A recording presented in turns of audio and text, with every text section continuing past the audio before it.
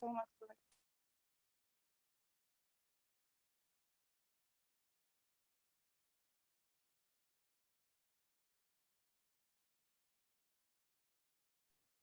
Саламатсыздарбы? Кандайсыздар?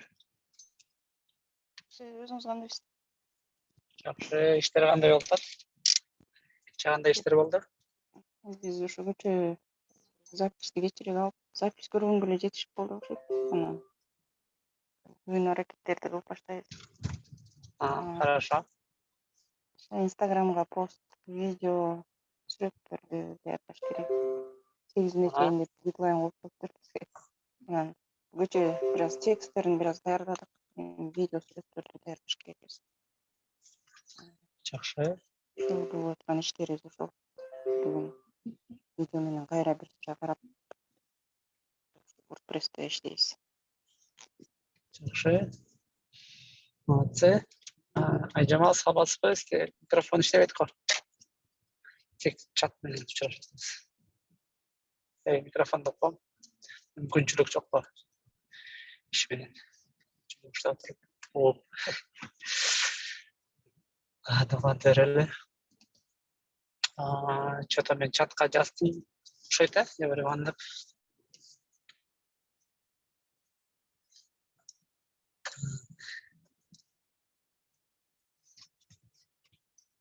Шундай болот. Окей. Светлана, немеге чыкканга мүмкүнчүлүк барбы?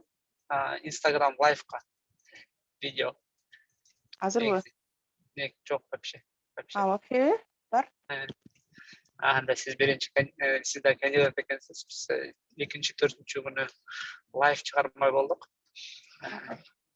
Эртең чыгат, биринчиси Калфареже менен мен, андан кийин уже Калфареже башкалар чакырып баштайт. Анан убакта болуп калат, ушул эле убактабы же? Негизи жок, экинчи, төртүнчү күнү саат Бишкек боюнча 9-да.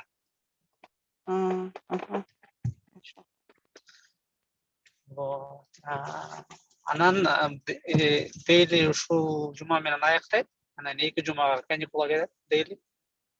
Анан 2 жумадан кийин ар бирөөңөр менен бири-бирден сүйлөшүп чыгам. Светлана, сизден мен биринчи баштайм го. Типа жашып аудио кылып жаздырып коебуз. Анан ошону колдонобуз. Андан башка кечээ командаларга кирип карап жүрдүм сайттарын. Кечээ Башат жолукту, Күздеми жолукту, Келечек Digital жолукту, Тил-Ордо, Мед Жардам. Агай, могу эмечи? Инстаграмдын эме саат кечки 9бу же эртең менен? Кечки 9.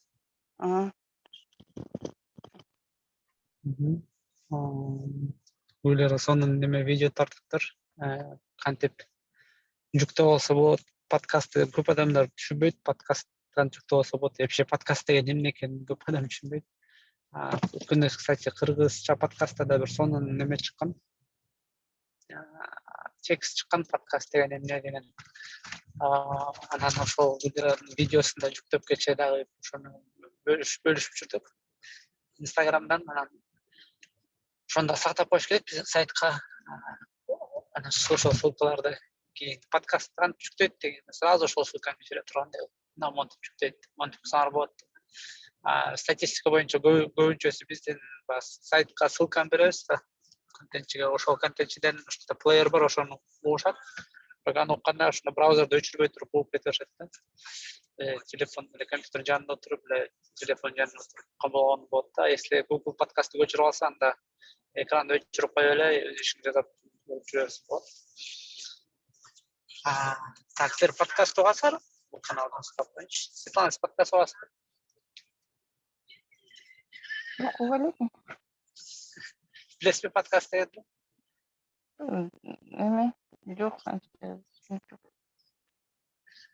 Сизде кандай телефон? Подкастты болот.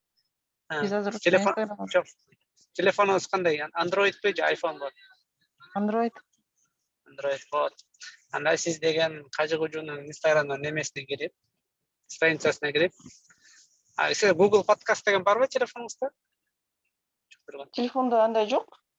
Вот, ошол Кажыгужу деген сайттан келип, Instagramдан Кажыгужу деп издесеңиз чыгат. Же болбосо менин сторисиме кирсеңиз, ошол жакта сторис бар, ошого кирип, ошол жакта неме кантип жүктөө деген видео бар да, ошону көрүп, сизге тапшырма. Ошону көрүп, телефонуңузга жүктөп, Кажыгуну качать этип, анан ошол жактан бир подкаст угуп көрүңүз. Кажыгужунун бир подкастын. Анан эртең айтып бересиздер кандай экен. Хорошо. Жакшы. Жамал сиз да угуп көрүңүз. Гулера подкасты бар. Сырга дагы бизден командадан. Сырга Гулера экөөңүз бирөөң сүйлөйсүзөр анда Кажыгужудан. Дейли. Мүмкүнчүлүк болсо. Сырга сүйлөп берет. Саламатсыздарбы? Мен дагы уже көп бир 4-5 жылдан бери подкаст угам. Мисалы жаңы өзүмө кызыктуу, мисалы тил үйрөнүү подкасттарын жазып алып, анан кээ бир мисалы жаңы чыккандарын жүктөп алса болот да.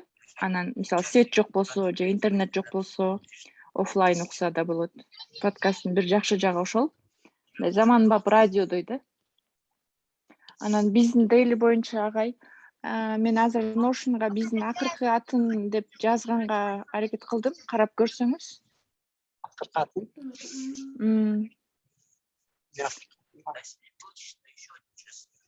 Не жөнүндө акыркы атын түшүнгөн жокмун.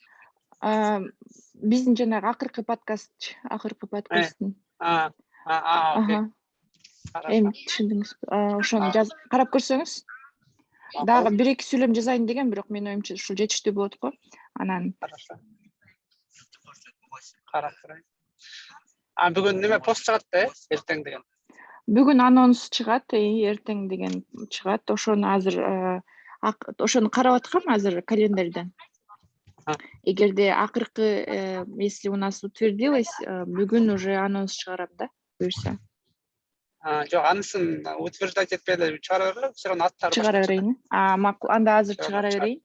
Эртең по-любому чыгат деген сөздөн. Ооба. Бизде башка жол жок, ошол эртең чыгарышыбыз керек. Ошол агай, жумуштар жакшы, кече аябай жакшы иштедик окшойт эртеден бери. Анан бүгүн Apple подкастты кантип жүктөп, кантип мисалы Кажыгужун издеген видеосун бүгүн жүктөгөнгө да аракет кылам. Анонс чыккандан кийин кечке маал. Буюрса жакшы. Жакшы, анан ошол видеону жүктөп жибергенден кийин сразу кантип комментарий калтырса болот, кантип ревью калтырса болот, ошондой да видео жаздыра кетиңиз. Биз дагы комментарий жазгыла деп тоже ошону ойлоп аткам. Ошону мисалы биринчи видеода Google видеода Гулереже мисалы контентчиге кантип кирсе болот, ошолорду көрсөттү да. Экинчи видеода аны кайталай бербей эле, экинчи видеода сразу ревью, анан рейт ошолорду көрсөтүп койсомбу деп ойлогом да. Ошентсе болот, анткени неме Apple подкаст предустановленный болуш керек iPhone'да. Ооба. Или качать этиш керек. Жок. Чогуу да ичинде. Когда скачиваете, ичинде баары бар. Неметип кетсе болот, типа кантип Кажыгужуга жазылса болот, анан кантип ревью кылдырса болот, ошолорду жаздырып кетсе болот. Анда бүгүн ошол видеону биринчи анонсту азыр жүктөп коеюн дагы, анан ошол видео менен заниматься этейин. Кудай буюрса. Агай, чоң рахмат. Башка дагы бир үзүндү дагы жүктөйт белек? Ошону билбейтем, бизде 4 үзүндү бар да. Анан ар күндө бир үзүндүдөн жүктөп турсак, ошондо бүгүн үзүндү жүктөп баштайбызбы, эле подкаст чыккандан кийин үзүндү жүктөп баштайбызбы? Суроо да. Мен ошо подкаст чыккандан кийин бир үзүндү жүктөсөк жакшы болот деп ойлойм да. Бизде 4 да. 4 анан подкаст чыккан күнү кечке маал бир үзүндү кылсак, элдер мисалы дагы ошо подкаст чыккандан кийин келбегендер дагы кызыгуусу артат да, анан точно келип угат да. Анан кийинки 2-3 күн дагы жүктөсөк болот. Менин оюмча ошо подкастты кызыктыруу үчүн бир кыскача үзүндү чыгарсак, может үзүндүнү угуп анан кызык экен, дагы башка эмнелерди айткан деп кызыгабы дейм да. Силер азыр немеден сырга неметип көрсөң болот, опрос жасап көрсө болот. Немеденчи Ошо стористен аха. эртең неме анонс чыккандан кийин өзүнчө бир сторис жасап, мына биз ошол командабыз менен чече албай атабыз, силерге үзүндү бүгүн берелиби же эртең берелиби? Или жөнүндө типа силерге керекпи деп, ооба жок деп какой-то бир неме ойлоп чыкса болот, текшерипчи. Аха. Ким эмне дер. Ооба. Анткени эгерде опросту бүгүн жасасам баардыгы сразу подкастты бергиле дейт да, үзүндү зачем калат. Ошонушу да мүмкүн да, бирок анда вопрос. Так что. А, Или мынтип анда- көрсөк, бирөөсүндө биринчи үзүндү кылып туруп, анан сурап көрсөк болот, билипчи кандай болот экен. Экинчи кийинки чыкканда кайра үзүндүсү жок кылып көрсө болот. Или кандай болот? Билбейм мен дагы. Если азыр мен саат 11:40 болду. Ровно саат 12-де анонсту жасап туруп, анан саат бир аз жарым сааттан кийин опрос жасасам, жарым саат эмес, кечке маалы үзүндүнү чыгарып, бүгүнчү публикацияга чейин үзүндүнү чыгарып туруп, анан кийин опрос жасасакчы, Ошентсе болот же болбосо. публикация эртең кылайлыбы, кылбайлыбы? Кылып иши ар кандай вариант, если неме идея болсо, смело жасап көрүш керек, чтобы билип көргөнгөчү. Бирок мисалы жана белгилүү сериалдар постоянно ушундай кылат да, сериясы полностью запись чыкканга чейин үзүндүрдү бере берет да, анан тажап каласың да, улам көрө бересиң, бирок ошол Бирок бир моментте чети, кстати, ошол моментте сонун айтылды азыр. Үзүндү деген сөз как раз ошону трейлер катары колдонсо болот да, то есть кино ошондой чыкчакты, да. какой-то бир кызыктыруу, бизде чын кызыктырып ошол үзүндү берип койсок болот. Анан үзүндү бүткөндөн кийин типа мына биз эртең чыгат депчи. Толугу менен эртең көргүлө, подкастка жазылгыла, кое бербегиле деген. Еще үзүндүлөр да аябай кызыктуу болду да, менин оюмча. Полностью подкастты публикацияга чейин үзүндүлөрдү улам чыгарып турсак сонун болмок да. Кандай деп ойлойсуздар? Ошондой Чечтик, короче, жасайлы. анда бир күн мурун бирөөсүн чыгаралы, бир үзүндү. Эртеси күн подкаст чыгат, анан эртеси күн дагы кайра кызыктыруу үчүн кайра үзүндүлөр чыгып турат. Ошентей эле анда. Туура анда бүгүн кечке маалы бир үзүндүнү дагы чыгарам. Бизде уже бактылуулук деген эмне деген даяр болуш керек, анан башкалардын дагы кошо коюш керек го. Телеграмга жиберген болчумун. Телеграмда баары бар. Жаныбек менен бүгүн сүйлөшүп туруп, анын если дизайндары жок болсо, анда биздин дизайндарды уже утверждать этип, ошолор менен жасап кетебиз да. Агай, дагы бир суроо. Телеграмда Гүлери жөнөткөн үзүндүлөрдүн баардыгы Notion'дун кайсы жерине толтурам ошондо? Үзүндү деген жерине. Анткени аякта немелер көп да. Варианттар көп да, ошонун биз тандаган финалы точно ошол болуш үчүн бирөөсүн тандап туруп, ошону көчүрүп коюш керек да, чтобы кийин кайра келип, если что, көчүрүп койгонго, анткени кийин, если биз ошол үзүндү издеп калсак, анда Телеграмды кечке неметип баштайбыз да, скроллить этип. Так Notion'га кире коюп, датаны алмаштыра коюп, ошол жактан ошол үзүндү таба алсак болот. Ошон үчүн жанагы календарда бүгүнкү посттун ичинде 2 мукаба болот. Андан кийин ошол жакта дагы бир карточка ачып туруп, ошол жакка үзүндү ыргытып, астына текстти жазып даярдап коюш керек да. Түшүндүм. Анткени үзүндү дагы пост катары чыгат да. Кыскача бир предложение. Ооба. Түшүндүм. Макул. Сүйлөштүк. Подкастты жанагы интернет өчүп калды деген нерсе жакшы жакты. Еще биз кыргыз тилинде жасап атканда көп адамдар региондордо да, ал жакта интернетте мисалы айылдарда жакшы кармап, анандай тоо жакта жайыраак кармап калат да. Ошондо адам айылга түшүп, подкасттардын баарын көчүрүп алып, анан атын минип алып, наушникти алып, жайлоого кетип баратып, подкаст угуп кетип берет да. Подкастта болсо эки адам теги башка бир мамлекетте сүйлөшүп отурат да. Кыргызчачы сонун болот. Ошондо реклама кылып койсок болот экен, агай. Ошондо реклама кылса болот. Тоодо мынтип наушник кийип, Apple'ден ак наушник кийип, улан Үсейин тартсак болот, ал постоянно айылга барат да, айыл деп жүрөт го, уланга тартырып. Анан жана Шоро Байкенин немеси бар эле го, рекламасы. Шоронун мынтип кетип бараткан үндөр мененчи, ошондой сыяктуу наушникти уланга кийгизип туруп, саламатсыздарбы, сиздер менен Кажы подкаст. аябай сонун Салам болот. эке. Ошонун аркасынан жана үнүн кошсок, алардын видеосун алып үнүн кошсок болот. Анан менин оюмча Шоронукун алсак болобу или болбойбу? Жок, болбойт. Менин Негизи оюмча ошондой эле жаңы видео тартып окшош. эле, ошол улангачы, Ооба. улан өзүң видео тартып берчи, биз Кажы Кожо подкастты Ооба. деп анан ал жакшы да сүйлөп берет. Сүйлөтүп тартып туруп чыгарып койсок Ооба. болот да. Ошол сонун болот. Анткени биз чындап эле айылга барганда ошо подкасттарды жүктөп алып анан барабыз да. Анткени айылда интернет да жакшы иштебейт. Анан свет дагы тез өчө берет. Анан түшүнбөйсүң да эмне болуп кетет депчи. Ошондой реклама, кстати, серия кылсак болот да. Мисалы бирөөсүндө айылда ат менен кетип барат. А бирөөсүндө болсо там жаш бала рюкзак менен Манас аэропортуна отуруп кирип баратканда скачать этти. Анан самолетко отурганда самолеттен интернет жок да. Кирип барып анан самолеттин ичинде уже подкастын кийип анан ал жакта Кажы Кожо деп коет. Анан неме болсо, камера болсо мындай аспанда булуттарды карап и дальше подкаст болуп кетип барат да. Ошондой нерселерди неме кылса болот. Же болбосо дагы мисалы автобуска отуруп барат. Бирөө маршрутка, Бишкекке маршрутка тыгылып кирип барат. Анан кийин наушник кийип, тактаса, түрчү деп анан туруп анан наушник кийсе.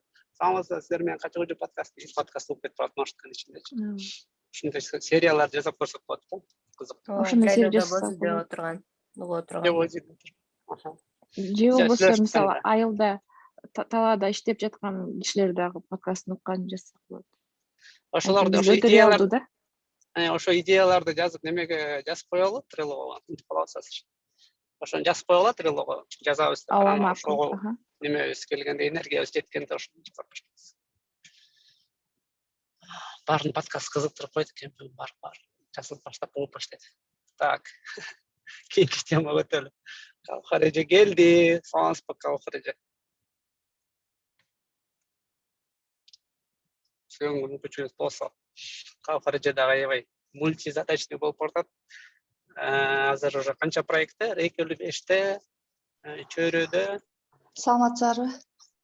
Саламатсыз. Эми башатка келе, Instagram жазабыз деп. Лайв. Саламатсыңарбы? Мен угуп атам. Сиздерди кайдан бери? Жакшы. Даярсызбы эртеңкиге? Эртеңки ооба, кечинде тиги Instagramда бир сыйра чукулап карадым. Эме болсо жанагы Рейкелүү 5тен посту даяр болду окшойт. Айзада деген кызыбыз жазып, ошону жактырдык. Сиз көрдүңүзбү? Көрдүм, ооба, эртемен окудум. Ошону чыгарганын соң окшойт, биринчи эмеге деп ойлоп калдым да. Анан кийинки калган маалыматтарды кийинкилерге чыгарганыбыз жакшы окшойт деп, ошо боюнча эле токтосокпу деп. Силер ошол посту каяка чыгармай болдуңар? Күздемилгеби? Ошону Күздемилгенин Инстаграмына чыгарабызбы ошону? По идее, Күздемилген Инстаграмына чыгарышыңар керек. Анан кийин бирок ошол убакта деле Рекнин Инстаграмында чыгарып койсо болот да, эки жакка чыгарып койсо. Ошо Рекнинин Инстаграмы биздики негизи ачылып элек да. Жок, Рекнин Инстаграмы бар да. Барбы? Ал продакшнда, ал мурдатан бери эле иштейт. По идее, болуш керек да. Анда ошол жака анан кийин Күздемилге жүктөй турбайбызбы анда? Анткени Күздемилгеде все равно задание бар да. Бирок силер билбейм качанка коюлган да. Бирок ошону даярдап койсоң, ошону бир жакка сактап койсоңор болот. Жана Асел айым коюп атпайбы ошого да? Ошого беребиз да. Анда дайындап койдук, жана кастинг деген эмеси менен кошо. Баннери менен кошо. Ошо Чөйрөдө болсо өзүңүз көрүп атасыз деп койбойм, иштер жүрүп атат. Чөйрөдө уже анонстар даяр болуп калды. Бүгүн эме 6-дан кийин бир сыйра проба кылабызбы? Мен 6-тан кийин Zoom'дан чыгып, кнопкаларды басып көрөлү. Комиссар окуп, двойной лайв чыкканга. Ошо Эртең лайвга чыгабыз. Ооба, буюрса. Жакшы. Так, Айбек бүгүн эртемен бир чоң текст жазып чыгарыптыр. Что-то окуганга жетишкен жок. Жеткенде окуйм го. Вроде кол чабуулар көргөнгө жетишти. Эч кандай болду. Assalomu alaykum, qanaqasiz, yaxshisiz? Жакшы. Menki o'sha kecha текстти жүктөгөн боюнча эле ушул боюнча эле турабыз, биз башка кылган жокпуз. Да эмне кылыш керек ушу сизден сурасамбы деп аттым эле да. Азыр Аха. Азыр деген Арчабекти тааныйсыңар да, Арчабек. ооба. Ошол умтулга текст алып барып видео жасырып көрдү да. Анан ошол жазылган текст ошол видео менен туура келбей калышы мүмкүн экен да кээ бир жердечи. Бирок биз силер тандаган видеодо адамдар көптөр мындай фондо сүйлөйт да. Просто ошол видеонун ссылкасын ошол текстти Арчабекке жиберип туруп, могуну бир карап койчу. Ушундай котордук эле туура эле болуп турбу? Окуганда нормально болуп болду экен деп мындай неме текшертип көрүш керек да. Туура эле кетип баратабызбы депчи. Анан ал өзүнүн ою менен бөлүшүп берет, если бошосо, бош болсо. Макул. Вот, анан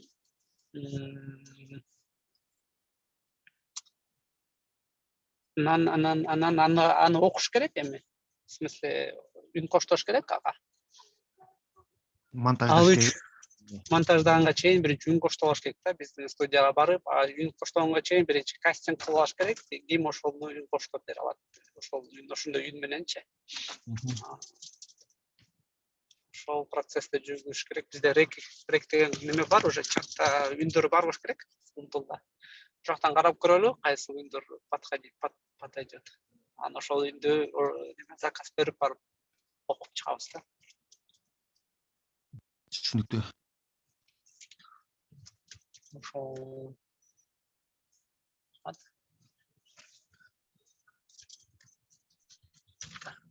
ким бар бизде дагы? Нургүл Кудайбергенова бизден се Кажыгужудан. Сизге текст экспертасы. Каараман кириптир. Саламатсызбыз. Деда биринчи жолу көрүп окшойм дейт. Жетиштиңизби чыкканга? Микрофон иштейт.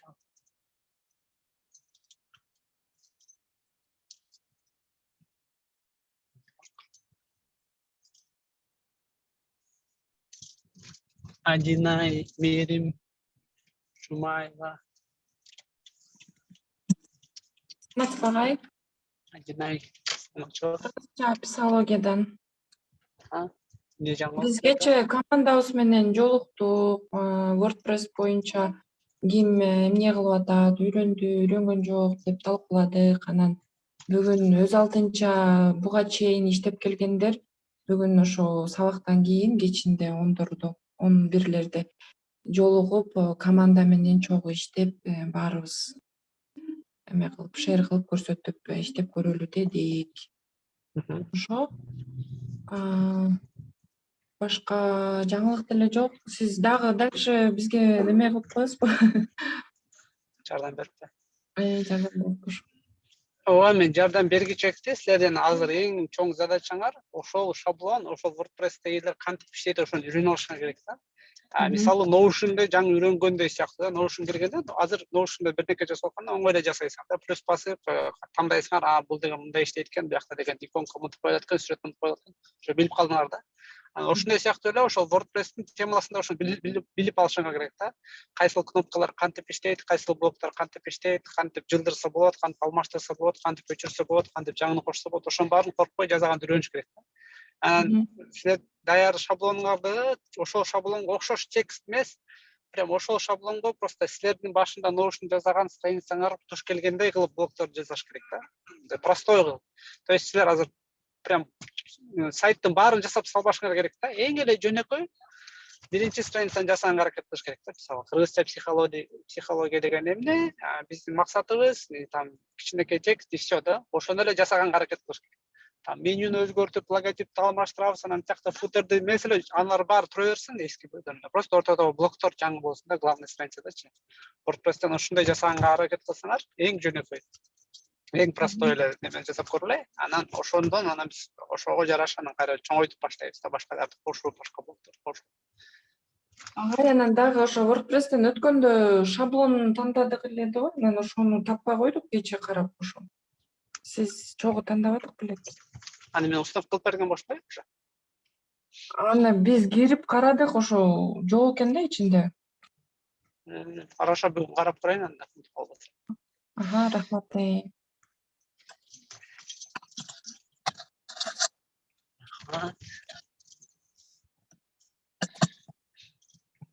Так, чаттар көбейіп кетті. Менде суроо бар эле. Эртеңки лайфтын суроолорун даярдап анан мага да берип коет да, эртерээк, Жоқ, ертең біз сіз менен лайфқа шықпайбыз.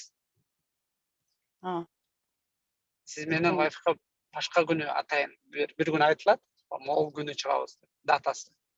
Эртең 9-га деп айттыңыз го, мен ошондой түшүндүм. Эртең 9-га чыгабыз. Жоқ. Ертең 9-га биз Каухар эже менен экөөбүз чыгабыз. Ошону көрсөңөр болот, биз кантип сүйлөшөбүз эртең кирип. Анан кирип чатка сурооңорду берсеңер болот ошол жакачы. Мен эртең мен чыгат экен деп атпаймынбы? Жоқ. Сизде вообще эле сурап атам да, вообще бир күнү ошондой лайфка чыга аласызбы депчи. Эртең мен ал жака конок болуп келем, анан кийин менин ордума башка бирөөлөр конок болуп келип турат да. Ошол күндөрдүн бири, например, сиз конок болуп калышыңыз мүмкүн да. Хорошо. Анан силерге суроо берет биздин күздө эмилген ичинде эмес, сыртындагыларчы, Инстаграмда тургандар. Эмне эле ызучу болуп атасың, эмне эле ар кандай немени чыгарып атасың, биз эч түшүнгөн жоксуң деп аткан депчи. Анан ошолорго жооп берип туруш керек. Биз ушундай проекттер жасап атабыз. Айтып берип турабыз. Кызыктырып, биздин кийинки келе жаткан неме пользовательдерибиз болот, ошолор менен лайфка чыгып сүйлөшүп турабыз да. Сурооңор болсо бергиле. Обычно лайфка чыгып элек го, мисалы Инстаграм барыңар эле билсеңер керек, бар лайфка чыгып сүйлөшүп айтып берет. Ушундай сыяктуу. Ошол дагы суроолор барбы силерде?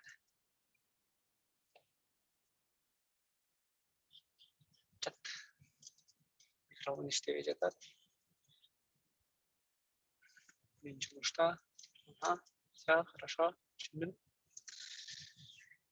Так, анда вроде бүттү. Дейлибиз кыска. Күнүңөр жакшы өтсүн, жакшы иштегиле. Рахмат агай. Сизге да ийгилик.